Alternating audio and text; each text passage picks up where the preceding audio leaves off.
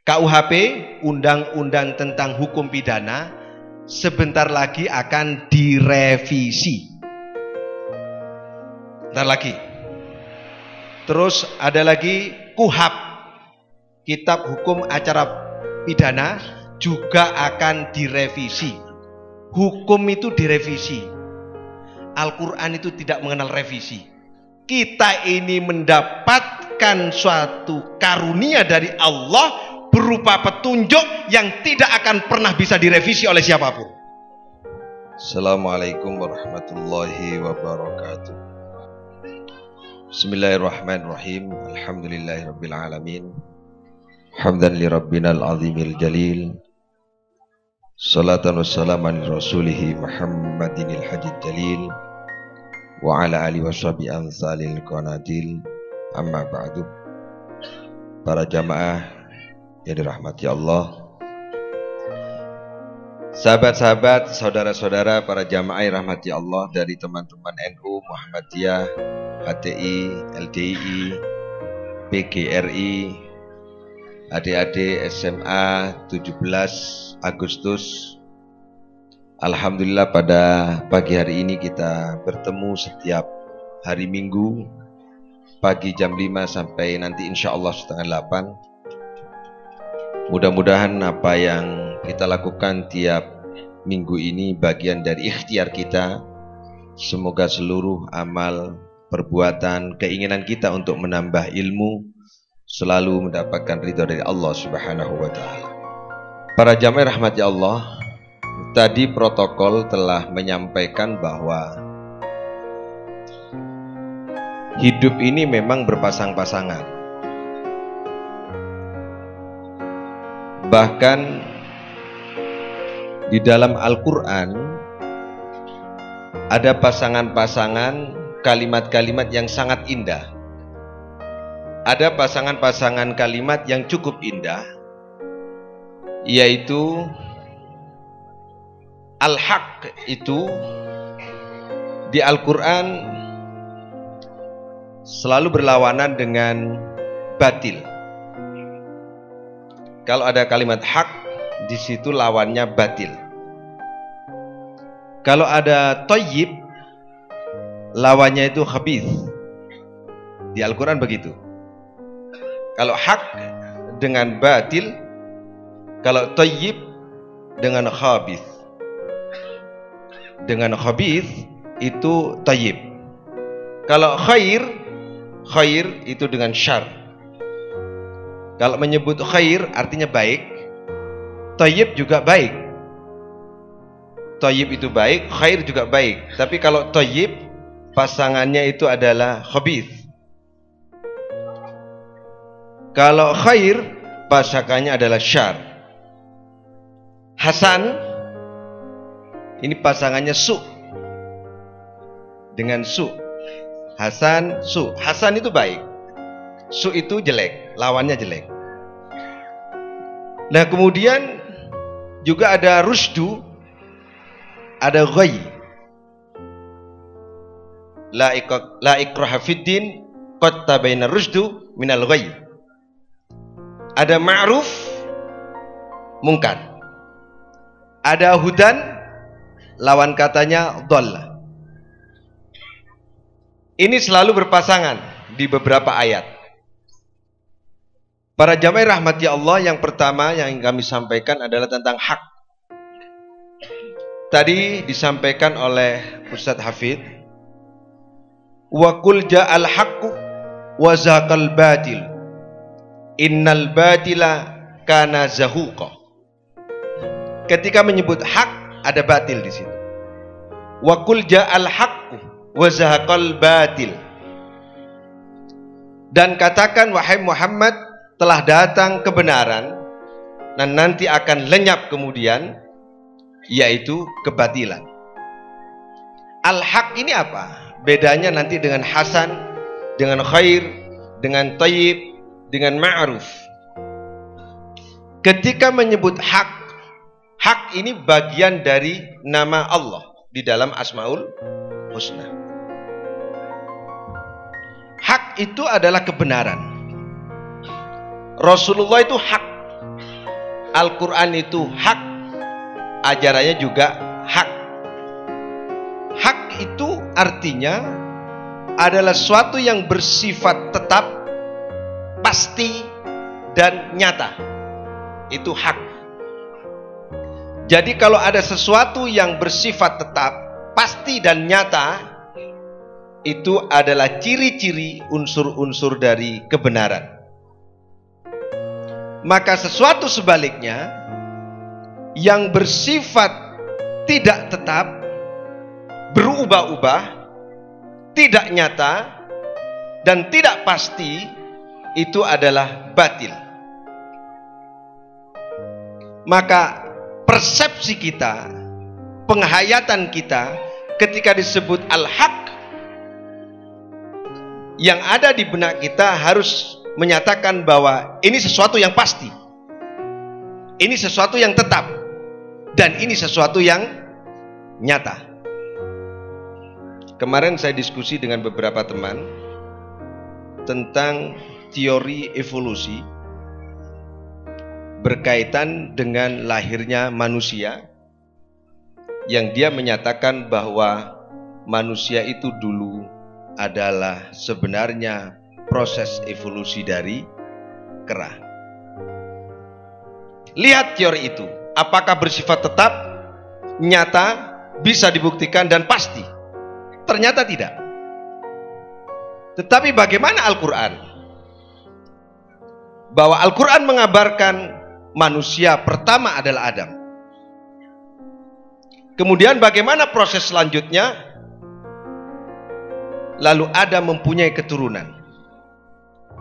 Keturunan itu kemudian terproses melalui proses embriologi. Sangat bisa diterima dan pasti secara teoritik. Di Al-Quran disebutkan hal itu. Maka ini tidak hanya sekedar teori, tapi ini adalah wahyu yang benar, yang tetap, dan pasti serta nyata. Tapi kemudian para jamaah rahmati Allah, kebenaran itu kadang-kadang tidak bisa diterima, kebenaran itu kadang-kadang ditolak, dan bahkan kemudian banyak yang menolak. Karena apa? Karena hati kita tertutupi oleh selimut, tertutupi oleh kabut dosa, dan curiga kepada Allah Subhanahu wa Ta'ala. Maka kalau kita tahu daun talas, itu kalau dikasih air tidak akan pernah bisa menempel ke daun itu. Apa penyebabnya? Karena daun talas itu ada pelapisnya yang tidak mungkin bisa air itu kemudian diserap. Curiga, zon kepada Allah itu akan membuat ada pelapis di hati kita untuk menerima kebenaran. Saya sering menyampaikan bahwa inna dzanna la yughni minal haqqi syai'a. Sesungguhnya curiga itu adalah bagian dari pelapis yang menutup kebenaran itu masuk dan diterima oleh akal sehat kita maupun oleh hati kita.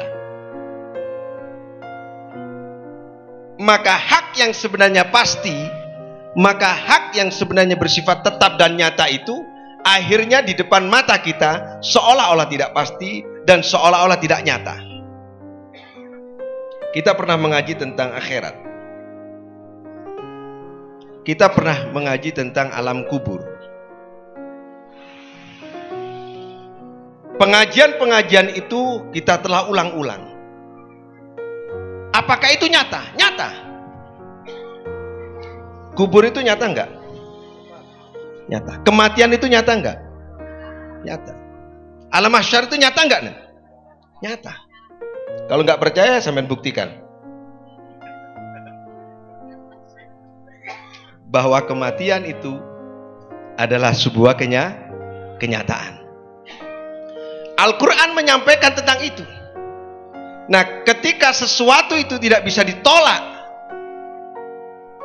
oleh teori manapun, oleh akal sehat yang cerdas, maka itulah sebenarnya sebuah kebenaran. Allah sendiri menyampaikan dan menantang kita semua. Kalau memang ada yang bisa membuat satu ayat saja bisa menandingi Al-Quran dari sisi redaksional, keindahannya, muatan isi dan kandungannya, pesan dan nasihat yang ada di dalam Al-Quran, serta bagaimana ringkasnya cerita yang cukup padat, mengandung banyak makna, silakan. Kalau bisa. Sampai hari ini tidak ada seorang pun yang berani dan mampu membuat karya sehebat Al-Quran. Berarti kan demikian, Al-Quran itu hak. Kalau ada sesuatu yang tidak hak, itu namanya batil. Maka lihat Al-Quran. Diawali dengan suatu kalimat yang cukup indah. Kalau ada buku karangan seorang profesor, seorang doktor, pasti di awal dari buku itu pembukanya ada pengantar. Dan di pengantarnya itu pasti ada pernyataan begini. Apabila ada saran dan kritik bagi para pembaca buku ini, kami tunggu di www, kami tunggu melalui nomor HP 081 dan seterusnya. Profesor yang mengarang, doktor yang mengarang itu ragu terhadap karangannya. Karena dia masih mohon saran dan kritik. Coba kita lihat Al-Quran. Dzalikal kitabu la raiba fi hudal lil muttaqin. Inilah Al-Quran. La raiba fi. Tidak ada keraguan. Tidak ada kebimbangan. Pembuatnya telah menekankan kepada kita tidak ada keraguan. Sementara buku-buku yang lain, pengarangnya itu sudah ragu. Bagaimana mungkin itu mesti benar? Tentulah tidak benar. Pembukaan Al-Quran itu la raiba fi, tidak ada keraguan. Itulah hak. Berarti kalau demikian, hak itu sumbernya dari Allah. Maka kita ini hanya ikhtiar untuk mendekati proses yang sebenarnya. Untuk ikhtiar, mudah-mudahan kita tidak jauh dari kebenaran. Tetapi kebenaran yang sesungguhnya semua dari minallah. Kebenaran itu dari Allah Subhanahu wa ta'ala. Batil adalah sesuatu yang lenyap, sesuatu yang tiada. Maka kita tidak boleh terlalu mencintai sesuatu yang akan lenyap. Harta itu bakal tiada. Kita punya bangunan yang bagus, indah, tinggi. 2, 3, 4, 5 tahun kemudian akan lapuk. Kita punya mobil yang mewah, mahal mungkin 2 miliar lebih. 5, 10 tahun maka dia akan aus. Kita punya istri yang cantik, 40, 45 tahun kemudian akan keriput. Betul. Kita punya jabatan, 5 tahun kemudian akan berhenti karena harus ikut pilek. Pak Nur Hadi dulu kepala dinas, sekarang tidak lagi. Akan lenyap, akan berakhir. Sesuatu yang akan berakhir itu akan bersifat batil apabila tidak ada manfaat di dalamnya. Harta yang bersifat sementara itu akan menjadi hak apabila dia punya bernilai sedekah. Harta itu bersifat batil akan bersifat hak apabila disodakohkan. Yang menjadi hak, yang menjadi tetap, yang menjadi nyata dan terus menerus mengalir adalah sodakohnya harta tersebut. Ini para jamaah rahmati Allah. Bukan hartanya, bukan materialnya, tapi bagaimana kita memperlakukan harta tersebut. Jabatan juga demikian. Mungkin tidak terlalu lama, cukup 2 tahun menjabat, cukup 4 tahun atau 5 tahun menjabat. Tetapi 5 tahun itu punya nilai terhadap masyarakat, maka itu yang bersifat hak dan akan terus mengalir kepada pemiliknya. Maka oleh karena itu kita jangan terjebak kepada sesuatu yang bakal lenyap. Termasuk kepada istri. Sangat dicintai, Tapi kalau kita mencintai istri kita tidak dengan konsep Al-Quran, maka akan berlebihan. Ahmad Fatona itu karena berlebihan mencintai harta, mencintai posisi, mencintai kedudukan. Bahkan Rasulullah SAW menyampaikan, aku tidak khawatir, saya tidak khawatir umatku itu nanti banyak yang murtad, yang keluar dan meninggalkan Islam. Yang aku khawatirkan bukan itu. Yang aku khawatirkan adalah hubbul mal dan hubbul jah, yaitu terlalu cinta terhadap harta dan terlalu cinta terhadap kedudukan. Imannya masih ada di dalam hati, dia masih Islam, dia masih berkerudung, dia masih berkopiah, cuman terlalu cinta kepada harta. Ini yang akan menjerumuskan kita. Coba, kemarin dia dapat 7 miliar, belum lunas kreditannya, sudah disita oleh KPK. Batil enggak? Batil. Tapi siapakah yang akan mencita sebuah kebaikan? Ibu-ibu memberikan uang kepada anak yatim. Siapa yang akan menyita kebaikan berupa 50.000 kepada anak yatim? Tidak akan bisa menyita. Yang ada hanya harta itu akan mengalir kepada pemiliknya. Al-haq dan batil. Yang kedua, para jamaah rahmati Allah, sifatnya hak itu harus didatangkan. Kebatilan tidak akan bisa lenyap kalau tidak didatangkan kebenaran. Tidak tiba-tiba ada sebab dan akibat.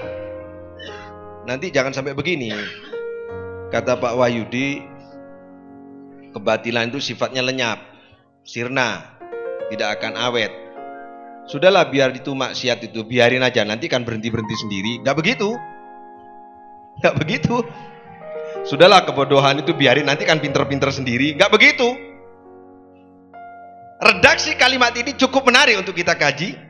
Wa qul ja'al haq, ja'ah, datang. Itu punya nilai di dalam kandungan kalimat itu bahwa kita ini harus mendatangkan.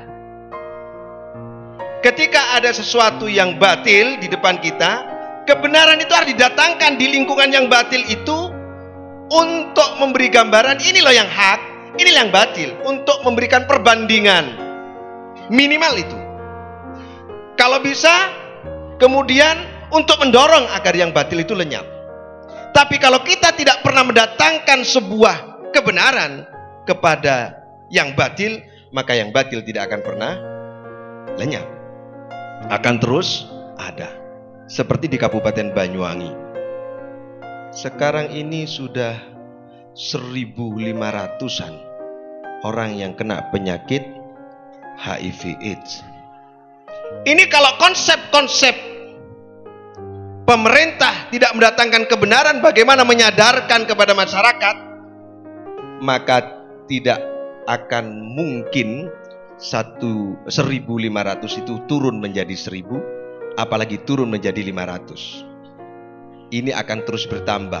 Tahun 2000 angka HIV itu 1 orang.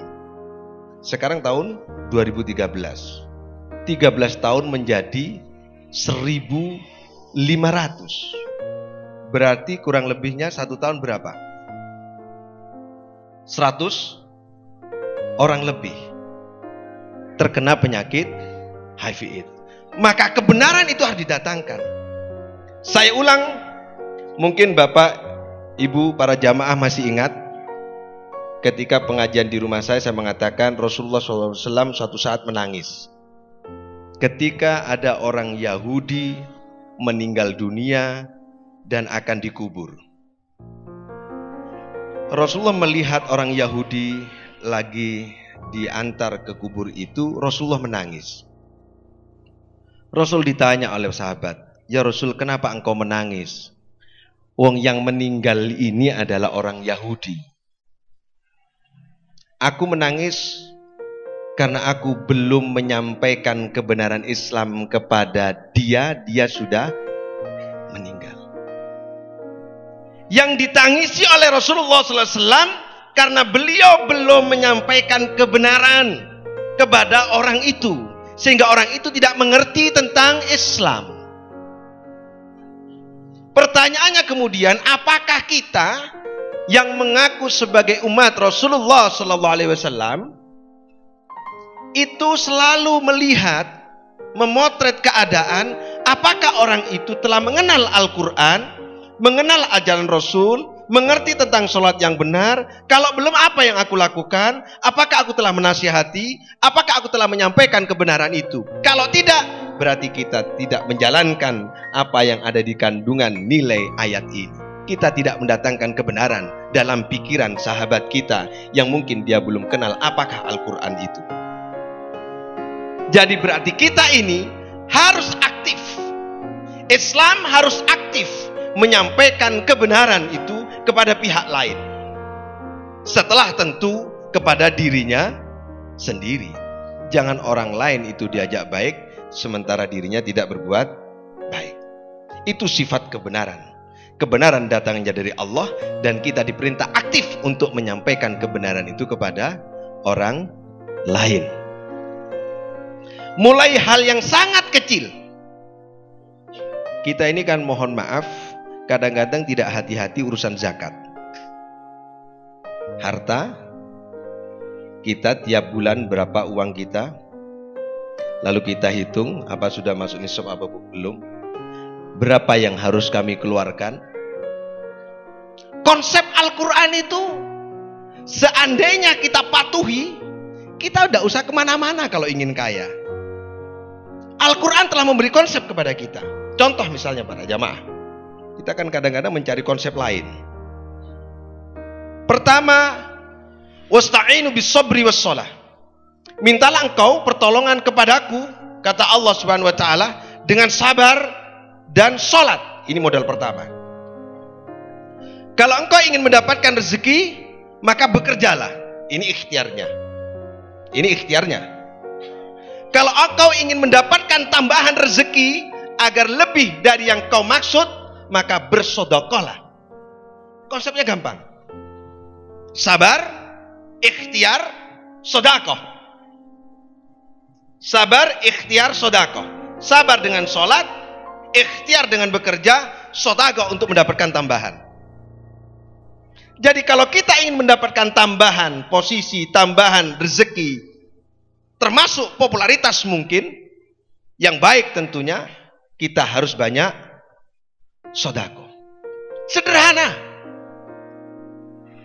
Tapi kita tidak menjalankan itu. Pak, saya ini sudah kaya, tapi pingin saya ini tambahlah rezeki saya. Sedekah. Ini konsep Islam, sederhana. Tidak kemudian membuat ritual-ritual khusus. Seolah-olah ini suatu cara untuk mendapatkan rezeki yang banyak. Tidak. Konsepnya sederhana.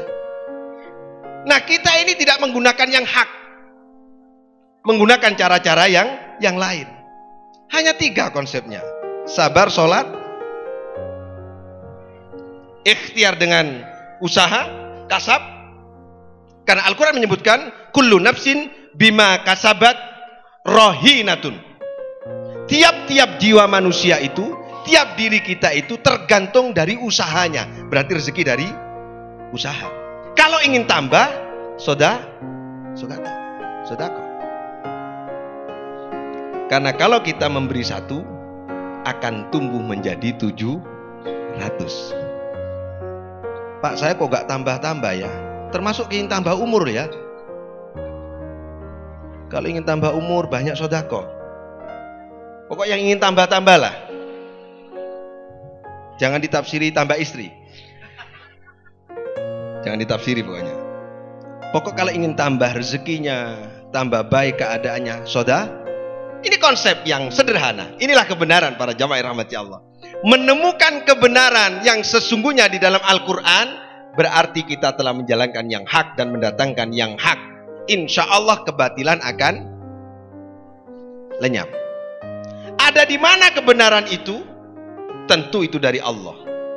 Dan bermukim di mana? Di hati kita. Kebenaran itu ada di sesuatu yang ada dalam hati kita. Karena kebenaran bersama dengan iman. kataballahu fi qulubihimul iman.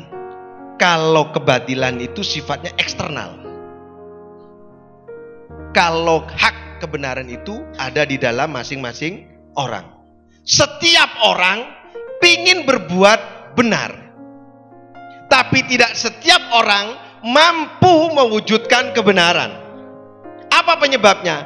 Karena di dalam hati kita kebenaran itu terlalu dalam, masuk terlalu dalam, karena diliputi dengan dosa-dosa. Sementara ketika kita punya dosa banyak, kebatilan datang gampang diterima karena kita punya potensi namanya fujur. Jadi kalau kita ingin membangkitkan kebenaran, sinar kebenaran muncul, kesadaran pada pikiran dan perilaku kita, maka yang harus diolah di dalam diri, kurangi dosa-dosa itu. Iri, dengki, hasud, nanti sinar kebenaran akan muncul sendiri. Kemudian ditambah dengan tambahan ilmu, banyak berzikir kepada Allah Subhanahu wa ta'ala. Jadi kebenaran itu adalah faktor internal, sementara kebatilan adalah faktor eksternal. Ini para jamaah rahmati Allah. Maka doa kita kepada Allah Subhanahu wa ta'ala selalu kita baca, dan ini pernah kita buat ngaji. Qul a'udzu birabbil falaq min syarri ma khalaq wa min syarri ghasikin idza eksternal. Eksternal. Dari luar selalu mengajak kita untuk batil. Tontonan televisi, lingkungan persahabatan, ini jangan sekali-kali merusak kebenaran yang bersemayam di dalam hati kita masing-masing. Itulah hak, benar dan batil. Yang kedua para jamaah rahmati Allah, di dalam benar dan batil ini, awal surat ini sebenarnya ada doa. Wa qur rabbi adkhilni mudkhala sidqin wa akhrijni mukhraja sidqin waj'alni min ladunka sultanan nasira. Kita disuruh, diperintah oleh Allah Subhanahu wa ta'ala agar berdoa, ya Allah, masukkanlah aku ke tempat masuk secara benar, ke tempat yang benar, secara benar cara masuknya, masuk ke tempat yang benar dengan cara yang benar, dan keluarkan aku ke tempat yang benar dengan cara yang benar. Mudah-mudahan ini satu majelis yang kita masuk ini, mudah-mudahan bagian dari majelis yang sidqin. Dan cara metodologi kita mengaji mudah-mudahan dengan menggunakan cara yang benar. Artinya lingkungan kita harus baik dan digunakan dengan cara yang baik, dan kemudian dimanfaatkan dengan cara yang baik. Insya Allah kalau kita akan mendatangkan kebenaran, kebatilan itu bakal lenyap. Sebelum ayat ini ada wa minal laili fatahajjat bihi nafilatan lak asa ayyab ataka rabbuka maqamam mahmuda.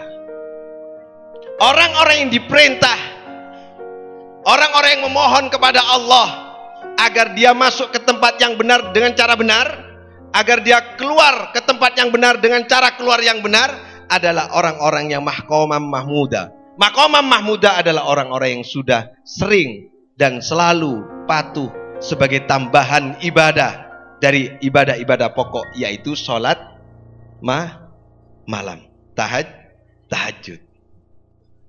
Bagaimana mungkin bendera kebenaran dikerek oleh seseorang yang gak pernah tahajud? Bagaimana mungkin seorang dai yang selalu mengajak kebenaran sementara dia tidak masuk golongan maqamam mahmuda? Maka ini sebenarnya isyarat bagi para tokoh yang selalu mengajak umat agar jangan sampai meninggalkan sholat malam. Ini penting para jamaah rahmati Allah. Kemudian thayyib dan khabith. Ini sebenarnya kemarin sudah dikaji di dadapan, tapi nggak apa-apa saya ulang. Qul la yastawil khabith wat thayyibu. Katakan wahai Muhammad, tidaklah sama Al-khabith, keburukan itu, dan thayyib, dan kebaikan. Nggak sama. Nggak akan pernah sama. Walau a'jabaka, walaupun tidak jarang keburukan itu, khabith itu menakjubkan, membuat kita ini simpatik, membuat kita ini senang terhadap keburukan. Kathratul habith, kebanyakan para jamaah rahmati Allah, keburukan itu menakjubkan, menyenangkan. Ini contoh lagi tren. Adik-adik SMA itu kalau perpisahan kan biasanya pakai parade, lalu kemudian fashion. Kayak fashion itu toh. Nah, laki dan perempuan gandengan, ya, naik ke pentas, yang nonton gurunya. Celananya pendek, kadang-kadang pakai tank top. Gurunya tidak bisa berbuat apa-apa karena ini dianggap baik. Menakjubkan, menyenangkan, biayanya lebih dari 1 juta. Beli bajunya, beli sepatunya yang hak tinggi. Iya, betul ya. Haknya tinggi sekarang. Bahkan ada pelatihan khusus menari di hak tinggi dan berjalan di hak tinggi. Jadi ada salon khusus ngajari perempuan untuk berjalan baik kalau pakai hak tinggi. Jadi kalau nggak pakai hak tinggi dan tidak pakai tank top sekarang tidak menakjubkan. Di sekolah-sekolah sekarang begitu, Pak. Kalau lulusan itu, wah, gandengan itu. Indah, baik dan menakjubkan. Dan tepuk tangan meriah. Walau a'jabaka. Hati-hati para jamaah bahwa keburukan itu selalu bersandingan ada kebaikan. Kebaikan itu selalu disandingi dengan keburukan. Kadang-kadang kita kepleset, lebih takjub kepada keburukan. Sebenarnya buruk itu, tetapi kemudian kita takjub melihatnya. Ini kalau dikritik begini anak-anak, wah apa itu? Marah malah karena takjub. Ini para jamaah rahmati Allah. Thayyib dan khabis. Berarti thayyib itu adalah kebaikan yang melezatkan, kebaikan yang manis sifatnya, yang bisa dirasakan oleh indera. Ini namanya thayyib. Nanti kalau adik-adik membaca sholawat, didengarkan oleh kita, kemudian enak, merdu, itu namanya thayyib. Thayyib, thayyib gitu, thayyib. Kalau ternyata fales, habis gitu. Habis. Berarti thayyib itu bisa merupakan produk dari manusia. Kalau nanti beli tas bagus, dibawa pantas, pakainya baju hijau, terus tasnya pakai hijau juga, terus kemudian bawahannya hijau, sepatunya hijau, kudungnya hijau, hijau semua. Thayyib, thayyib. Nah, itu thayyib. Thayyib, thayyib artinya baik, manis, cantik, itu thayyib. Thayyib itu artinya cantik, manis, yang bisa dirasa oleh indera. Itu namanya thayyib. Khabith, keburukan yang sebenarnya mengganggu indera. Pak, kalau ada perempuan tidak pakai baju, kok indah, Pak? Itu sebenarnya khabith, buruk. Cuman si laki-laki itu menganggap thayyib. Nah, ini namanya walau a'jabaka, menakjubkan, membolak-balik. Memang tugasnya iblis itu yang indah dibikin jelek, yang jelek dibikin indah. Wong aurat itu artinya sesuatu yang buruk. Aurat itu maknanya buruk. Kalau nggak percaya, bukaan, kan elek. Lo elek saja nih. Kok dianggap bagus itu gimana? Wong itu sebenarnya jelek. Kita aja tertipu kan begitu toh. Akhirnya kita ini mata laki-laki itu jelalatan mencari yang jelek. Padahal nggak thayyib. Nah gitu kalau ketemu yang begitu thayyib, thayyib kan, bukan thayyib itu khabith, khabith. Itu para jamaah rahmati Allah, siap? Nah, kita spasi dulu sampai thayyib ya. Thayyib dan khabith. Kita dengarkan nanti kalau SMA 17 membawa sholawatnya baik berarti thayyib. Kalau fales berarti khabith. Yang ketiga, para jamaah rahmati Allah, khair dengan syar. Khair itu artinya baik, Bu. Khair. Orang Arab biasanya kalau ditanya, bagaimana kabarmu? Khair itu. Khair itu maknanya khair. Khair itu baik maknanya.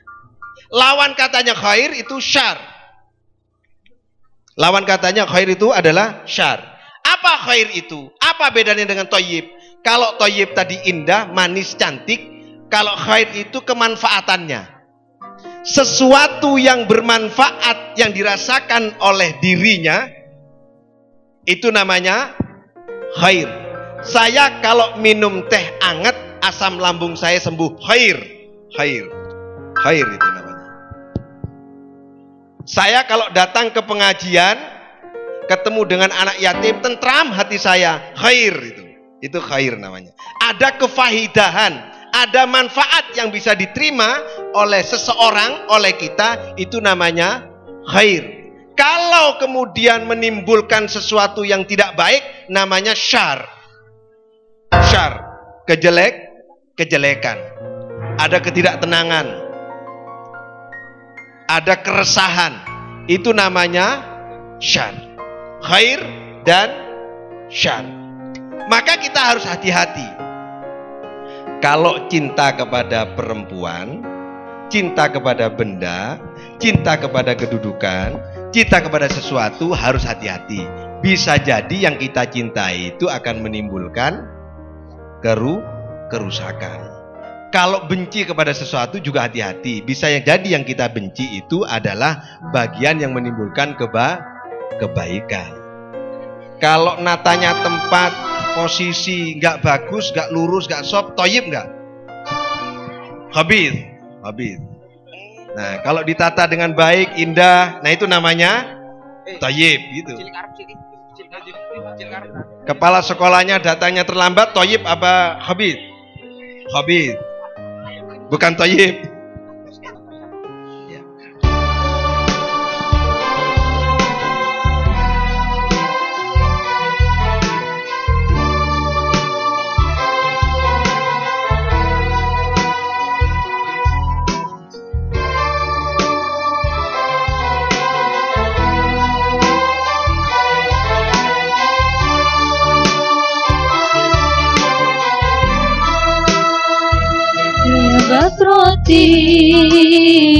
Ya Batroti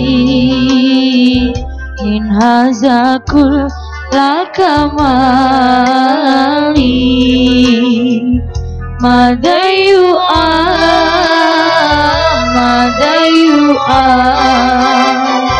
biru'an ulah kamakali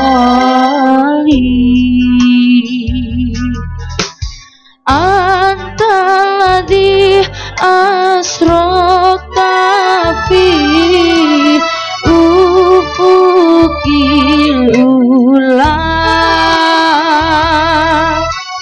antaladhi asrota fi ufukil ula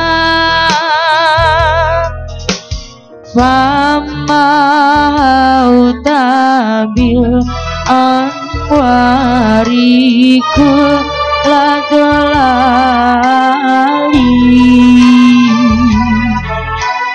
fama utabil anwarikul ladolali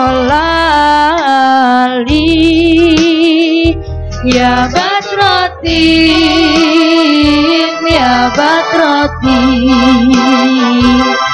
hazakul lakamali madayu'an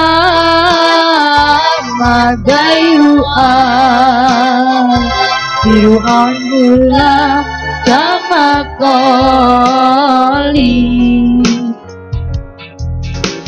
wabikastanara kaunu ya alamal huda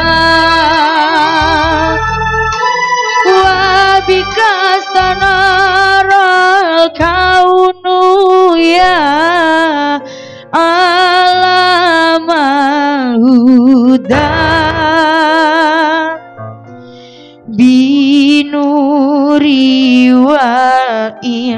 ami ami wal iftali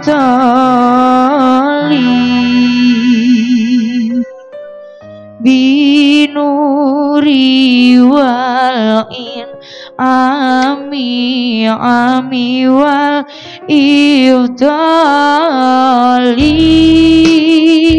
ya badratim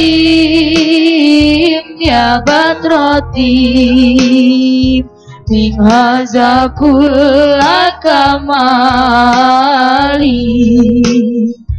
madayu'a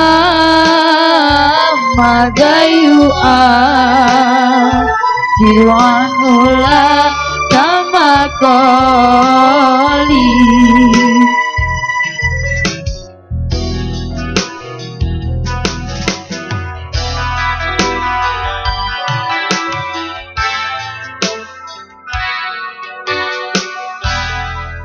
Tayyib. Ya, tayyib. Kenapa tayyib? Ini si Dili ini juga karena dulu dari Nasrani, sekarang baca sholawat, kan luar biasa. Tayyib ya, tayyib. Setelah tayyib dengan khabith, insya Allah nggak khabith ini Pak. Sekarang apa tayyibnya SMA 17 ini lagi? Ini kalau jam 5:30 masuk, itu baca Quran dulu 30 menit. Jadi di SMA 17 yang nggak bisa Al-Quran, sekarang sudah bisa baca Al-Quran. Coba bayangkan dulu kan pernah tampil ya. Bahasanya kan beda dengan sekarang. Lebih tayyib mana yang sekarang dengan yang dulu? Yang sekarang. Nanti harus lebih tayyib lagi. Tepuk tangan ini untuk kepala sekolahnya ini.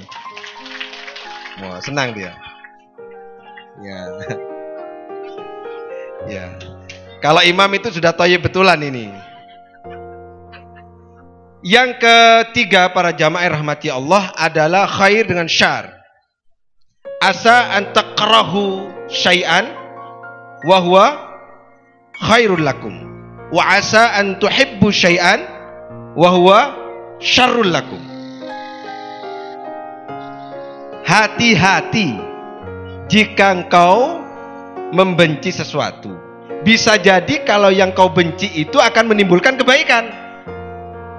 Dan hati-hatilah sesuatu yang kau cintai. Bisa jadi yang kau cintai itu adalah menimbulkan syar, keburukan. Hati-hati bersahabat. Bisa jadi sahabatmu itulah yang menerima hadiah mobil dari suamimu. Hati-hati.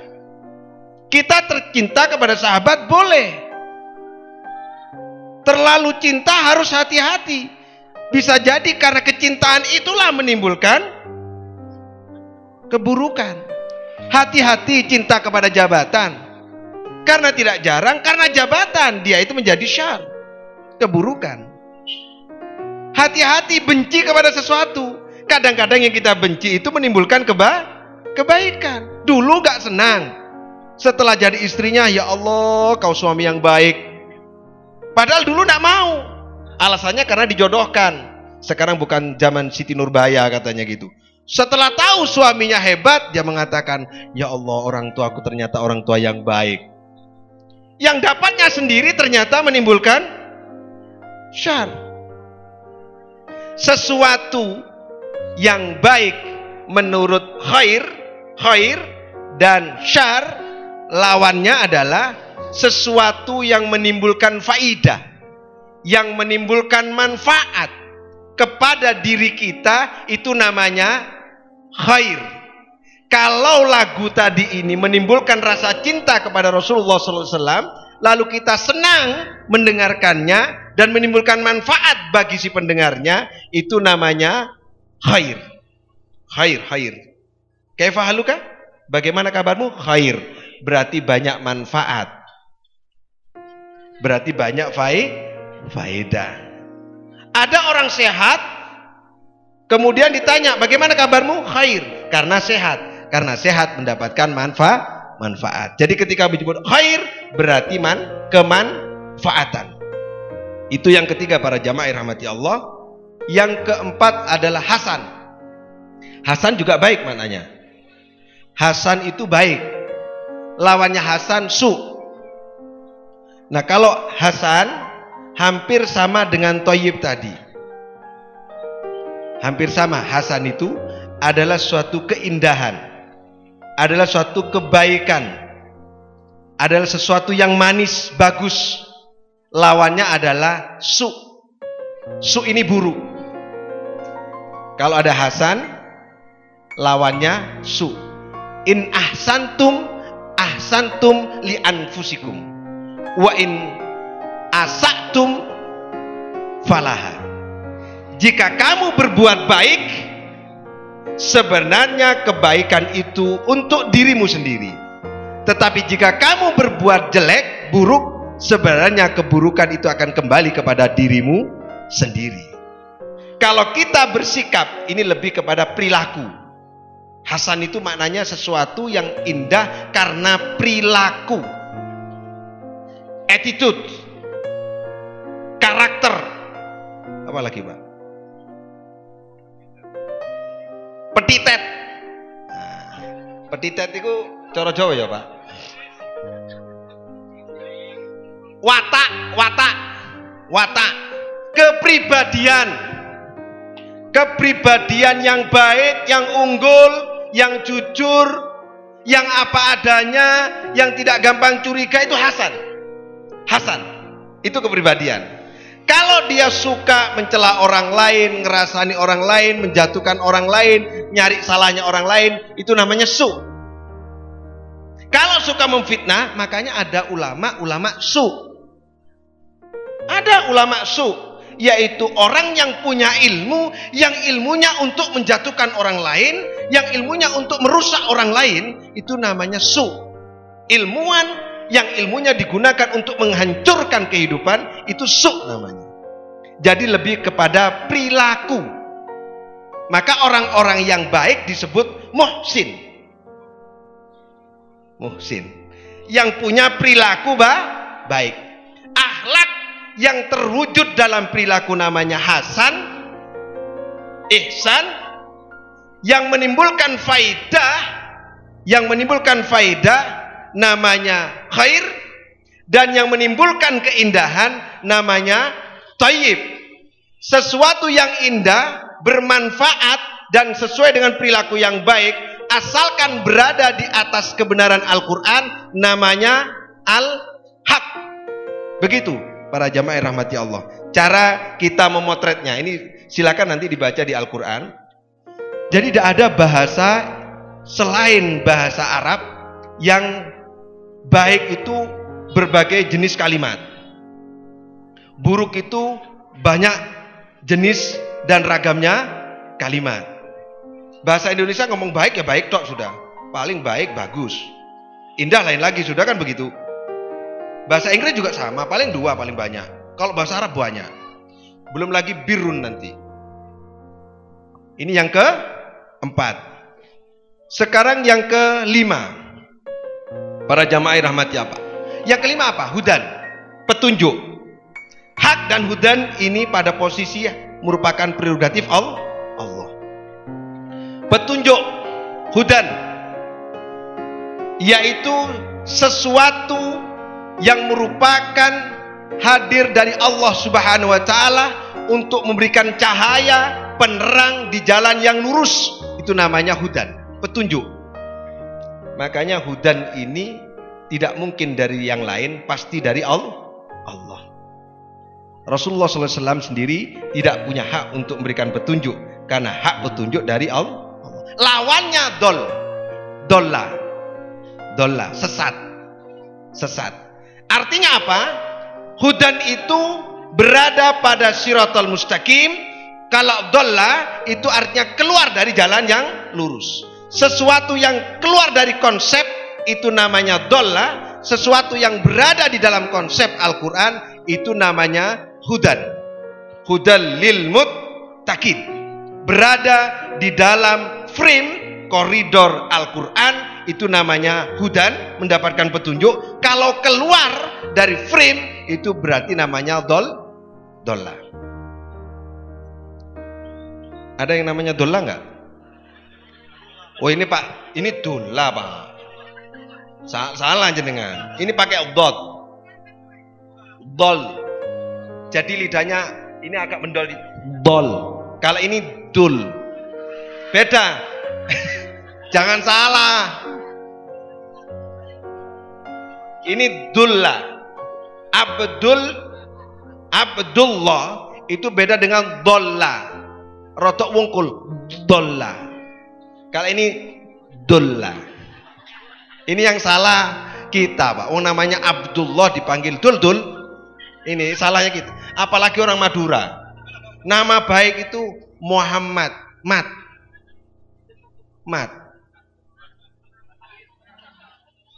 Wong Muhammad Hasan dipanggil Matasan. Iya. Itu orang Madura itu. Fathur Rahman panggil Paong. Itu orang Madura itu. Dofir panggilannya Paping. Ini di Madura ini. Paman Mahmud, Man Mahmud. Diambil belakangnya tok. Untung nama saya baik. Ahmad Wahyudi mau dipanggil Di sulit ya. Tetap Wahyudi gitu. Minimal di depannya Yud gitu. Yud gitu. Kalau orang Arab manggil nama itu lengkap Pak. Saya melihat kalau pernah ke Mekah, kalau manggil nama itu lengkap. Muhammad, ta'alinat. Muhammad, lengkap. Zamroni, ta'alinat. Zamroni. Kalau di Zamzam, kepala ketua pengadilan, Zamzam gitu. Itu kalau Pak Anton, panggilannya di Arab panggil Anton. Ini, kali tonton gitu. Kan nggak bagus di Indonesia. Ini nggak toyib itu namanya, nggak toyib itu namanya. Nggak tahu ya. Tonton gitu. Jadi hudan itu berada pada on the track ya. Di dalam garis agama. Kalau keluar namanya dolla, jangan keliru dolla tadi. Yang ke-6 para jamaah rahmati Allah yaitu ma'ruf dan mungkar. Kita sering, ini pernah kita buat ngaji sebenarnya. Kalau ma'ruf, asal katanya itu adalah kenal, tahu. Ma'ruf. Kalau mungkar itu nakiro, artinya nggak jelas. Makanya selingkuh, bahasa Arabnya itu sebenarnya selingkuh itu nakiro. Nakiro itu mungkar. Nggak jelas. Istri yang tidak jelas namanya selingkuhan. Kalau jelas namanya ma'ruf. Sesuatu yang jelas dan kemudian diiyakan oleh pendapat umum, tidak ditolak oleh umum karena kebaikan dan kebenarannya, itu namanya ma'ruf. Sesuatu yang asing tidak ada dalam agama, kemudian menyebar banyak, kemudian sebenarnya membuatkan resah, itu namanya mungkar. Ma'ruf umume. Nah, umume itu maknanya ma'ruf. Ga umume berarti mungkar. Ora umum. Ini pernah dibuat ngaji dulu. Itu para jamaah rahmati Allah. Maka kemudian ciri-ciri orang yang baik, yang hak, kuntum khaira ummatin ukhrijat linnas ta'muruna bil wa tanhauna 'anil. Nah, kuntum khaira kan perilaku tadi. Ya, khaira, sesuatu yang dia lakukan demi kebaikan dengan perilakunya itu khair, ya, menimbulkan faidah dan manfaat. Siapa mereka? Ukhrijat linnas ta'muruna bil ma'ruf wa tanhauna 'anil mungkar. Tapi kalau orang-orang munafik lain lagi. Ta'muruna bil mungkar wa tanhauna 'anil ma'ruf. Kalau orang munafik itu mengajak kepada kemungkaran dan mencegah kepada kebaikan. Berarti orang yang khair, kuntum khaira ummah ini insyaallah adalah orang berfaidah, bermanfaat bagi orang lain. Kita kalau ada orang sukanya ngajak kepada jalan-jalan yang nggak baik, berarti sebenarnya ciri-ciri orang munafik. Itu gampang cirinya. Misalnya ada pertemuan. Nah, pertemuan membahas suatu pencalekan. Terus habis itu minum-minuman keras. Nah, ini berarti mengajak kepada kemungkaran. Ini ciri-ciri orang munafik. Ini para jamaah rahmati Allah. Yang terakhir para jamaah adalah rusdu. Rusdu dan ghayy. La ikraha fid din, qad tabayyana rusdu minal ghayy. Apa rusdu itu? Rusdu itu sesuatu kebenaran yang mampu ditangkap secara indrawi menggunakan akal. Itu rusdu. Kecerdasan, kebaikan yang bisa ditangkap menggunakan kekuatan pikiran kita. Petunjuk, nasihat yang bisa diserap, bisa masuk akal. Itu namanya rusdu. Logik, masuk akal. Maka ada lagu Pak Nur Hadi, cinta itu, asmara itu biasanya tidak masuk logika itu. Itu kan tidak logik. Cinta itu kan kadang-kadang tidak logik ya. Tidak masuk akal, membuat orang mabuk. Kalau rusdu itu sesuatu petunjuk yang bisa dinalar oleh akal, itu namanya rusdu. Sekarang kita beragama. Saya ingin logikakan ini logika, ini main logika ini. Karena rusdu itu maknanya adalah ada kekuatan logika di dalamnya. Coba, apakah ada agama selain Islam yang kemudian satu hari itu kita harus menghadap Allah 5 kali?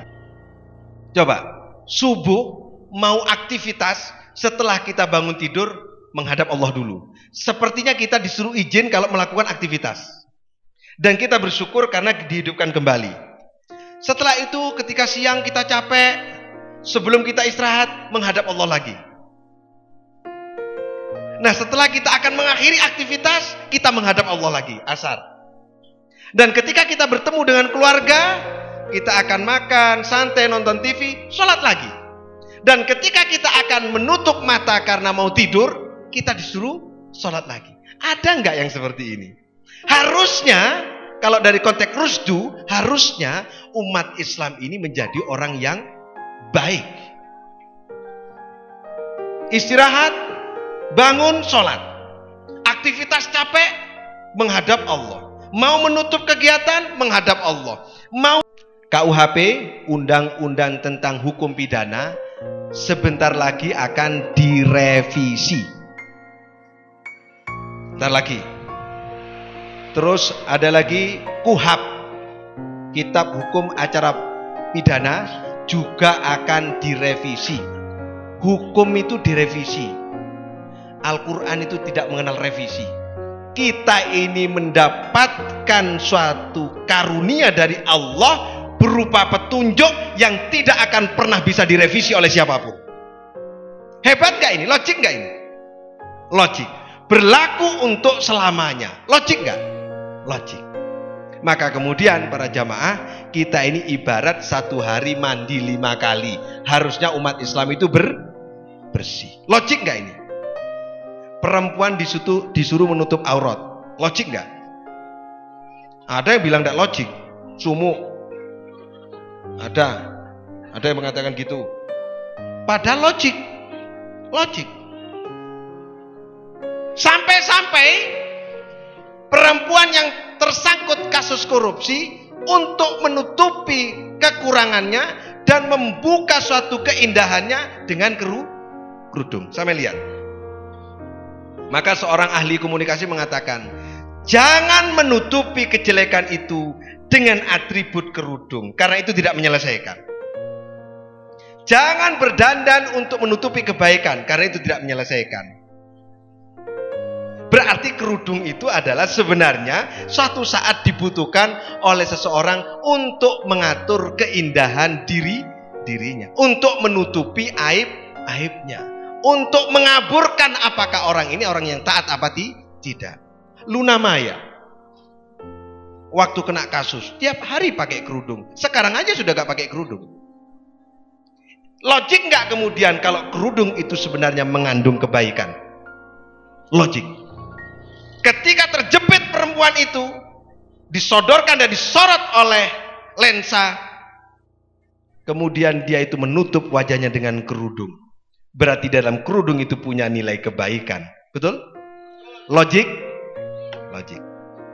Kenapa harus menunggu ditangkap KPK dulu baru berkerudung? Nah, ini para jamaah rahmatnya. Itu namanya rusdu. Kebenaran yang secara logika bisa diterima. Islam adalah agama yang bisa diterima oleh logika. Itu para jamaah rahmati Allah. Mudah-mudahan kita ini bisa mengamalkan dan bisa memahami apakah sebenarnya hak itu, apakah sebenarnya rusdu itu, apakah sebenarnya thayyib itu, khair dan lain sebagainya. Mudah-mudahan ini bagian dari bagaimana kita memisah dan memilih, agar mudah-mudahan kita semua khususnya generasi muda menjadi generasi muda yang bermanfaat, yang berfaedah, yang thayyib, yang khair, yang hasan, yang hak, dan mendapatkan petunjuk dari Allah Subhanahu wa taala dan punya logika yang cerdas untuk menangkap kebenaran dari agama Islam. Saya kira itu yang dapat kami sampaikan. Para jamaah rahmati Allah. Wallahul muwaffiq ila thariq. Wassalamualaikum warahmatullahi wabarakatuh.